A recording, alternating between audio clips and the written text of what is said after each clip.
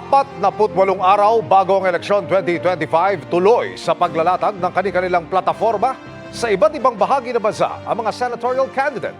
Nakatutok si Rafi Tima. Si Benher Abalos nangakong tututukan ang pondong pangkalusugan. Kalidad at libreng serbisyong medikal sa mga baryo ang nais ni Nars Alin Andamo. Siguradong trabaho para sa K-12 graduates ang itinutulak ni Bam Aquino. Si Senator Pia Cayetano, hinikayat ang mga estudyante na paghanda ng kanilang career. Si Angelo de Alban, sinuyod ang palengke at bus terminal ng Valencia City, Bukidnon.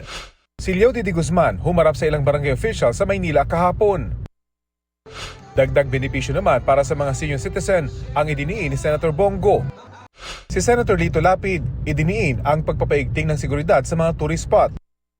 Mababang singil sa kuryente ang isa sa nais tutukan ni Rodante Marcoleta.